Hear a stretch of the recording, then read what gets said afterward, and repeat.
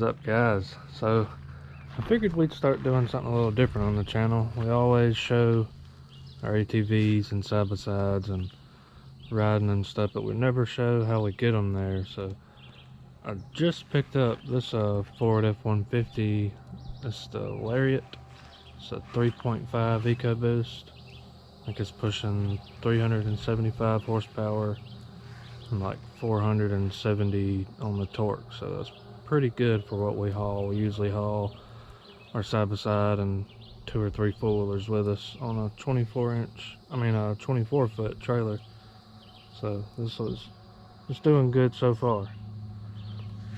Just to give you a quick little walk around, we got some 33s on there. They're BF Good Ranch. It's just what came on them.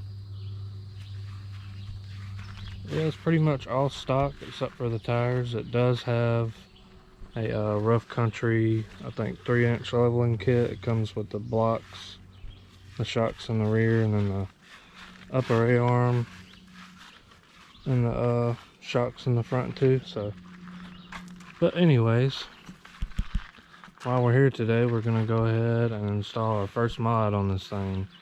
So I'll go show you what I got.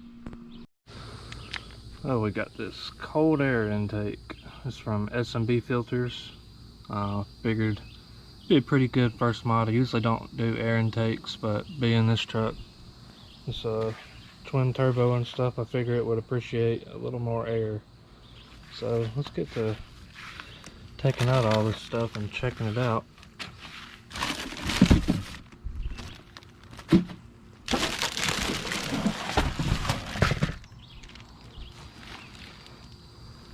So this air intake is fully enclosed, so it's no open filter. I know some people don't like open filters. I really don't either. But yeah, this comes with a pretty good bit of stuff. I'm guessing the filter's in here. I'll unpackage all this stuff and we'll check it all out and look at it. Alright, so all the stuff it came with, of course, the filter. Came with a few stickers. Under that cardboard is the glass cover that goes over the airbox lid, so you'll be able to see the filter. That's pretty neat. It's got a few clamps, some boots, a tube, and another little piece. And then the box. So the box is massive. I mean, it's way bigger than stock, so that should be pretty good. So we're gonna start disassembling and taking the stock air filter and all that out of there. So we'll show you how to do that. We'll get this thing installed. Alright, so here's a stock intake. And it's way small compared to the other one. So the first thing they want you to do is take the negative off on your battery, so we're going to go ahead and do that. I believe this is a 10mm.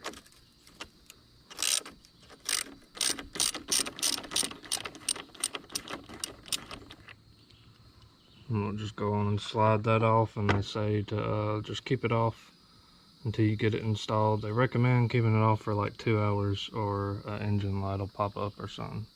So we'll do that.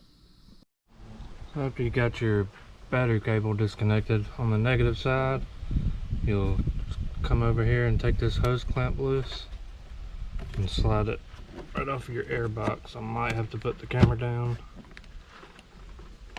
Yeah, I'm gonna put the camera down, but you just slide this off your air intake, and that'll be that step. And then you'll come over here to this hose clamp, kind of in the center of your motor, and you'll undo it, and then we'll pull this out. Probably have to undo that one too. And after you take that one off, you'll move over to the center and take that one off too, and pull that side out also. Then you'll come down to this tube, you'll take it off, and you'll pull this whole little piece that was right here out, and a little plug-in on the back. You just squeeze it and it pops right off. So we'll get on to the next step. So once you got all that out, you'll come over here to your air box right by your fender. That'll be a size 13, I believe is what they said. You'll take that out, then we'll go on to the next step of getting this stock air box out. So now that you got that bolt out, I want you to come over here on this little tube that goes to the air box, and it just helps it get a little bit more air forced in there. So they want you to take both of these out. So what you'll do is just get a screwdriver, flathead, and just pop them out. Oh, we got those out. Now they want you to come over here, and where these go on the air box on both sides, just pull them out of that little thing so we can pull this out of here. Now we should be able to just pull this whole air box out pretty easily. So for comparison, there's a stock air box. It's not very big at all compared to that one. So we'll be dropping that one in just a few minutes. I think there might be a few more things we got to do first under the hood. So on your stock air box, you'll have this little metal bushing and grommet. They want you to take that off, and they say to push out the little metal piece first, and the rubber piece will slide out a lot easier. And then you'll come over to your new air box and you'll slide it right there in that hole, and that's where you'll bolt it back up at. So next you're going to come over to your new air box. You're going to take this little rubber connector thing, I'm not really sure what that's called, and this clamp, and we're going to put it on here. So you'll just put this on first and then put the clamp on, but don't tighten it down so we can slide it over the boot. And then you'll come over to the front of your new air box and you'll put this on. This will replace a little plastic piece that we took off on the hood. Well, we ain't took it off yet, but this will replace that. So slide that on there, and they're going to connect with these little push pin things. So we'll put that on, and I think we'll be ready to set the box in there. So next there will be a little rubber grommet thing, and you'll want to install this on your new air intake tube that comes in a little plastic bag. And what this is for is your little air sensor, mouth sensor, whatever it's called, that you took out of your stock tube will slide back in there, and you'll just pop it in there. That's for that. So we are ready to drop this new air box in there. Let's go ahead and do that. And before we do that real quick, we're going to go ahead and put these rubber boots on the actual intake tube. So we'll do that real quick so it'll be ready.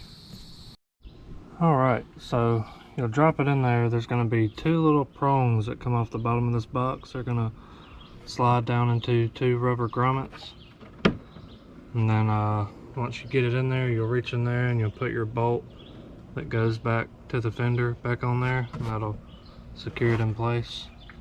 But man, this thing is massive compared to the stock. So we're going to go ahead, and I'm guessing the next step is probably going to be able to put the tube on. So, but we'll see. Alright, so next step is to put the air filter in. There's the old stock one. Here's the new one. It seems really nice quality. It's already come pre-oiled. So what we're gonna do is put that thing in there. It looks like it ought to be fun. But yeah, we're gonna put this on there, and then we'll head on to the next step. Alright, to get the air filter on, you got to put the actual tube in. So the easiest way I found it was to slide it through there first, then get it on that bottom one for the turbo intake, and then get it on there last. That was the easiest one to get on. And make sure all your clamps stay on. So now we're going to start tightening down clamps, and then we'll plug in that little connector, and then we'll put the top on and we should be done. So overall, it's pretty simple install so far. So I'm gonna go ahead and tighten everything down, and then we'll move on to the next step, and we should be done. Alright guys, we got it all bolted up. Got the clear cover on there. It's pretty awesome. So all we gotta do now is connect this little plug on the back, and then we'll be ready to put a ground back on and start this thing up, see what it sounds like. And when you do go to plug in that little plug back there on your air intake tube, it'll be further up, and they gave you an extension. So you just plug it into the stock, and then you plug it into there. Just give you a little bit more wire room. And then we got a few more little things, simple things to do.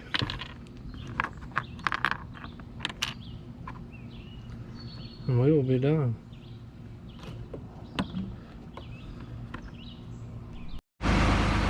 Alright guys, so we got it cranked up. Everything's looking real good. You can actually, while it's just running, you can hear the turbos whining. So I'm kind of curious to know what will happen when I rev up. So we'll try to mount the camera right here and see if we can't get some sound.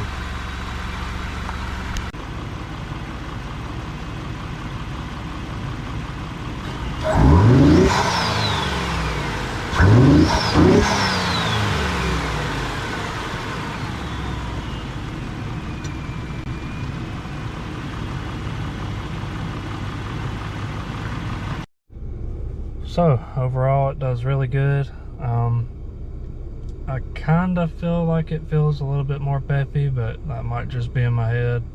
I know these things don't make that great of a difference, but stick around and we'll be doing a lot more mods to this Ford F-150 EcoBoost, and we'll see y'all guys on the next video. Be sure, if you'd like to get an air intake like this, just go to SMB Filters, or I actually got mine off of AmericanTrucks.com. It's a pretty good website. It's got a bunch of aftermarket stuff. We'll be doing a few different little mods to make this thing a little bit better, going back and forth to mud parks and wherever we want to go in it. I hope y'all enjoy these videos. Comment if you'd like to see more, and we'll see y'all guys on the next one.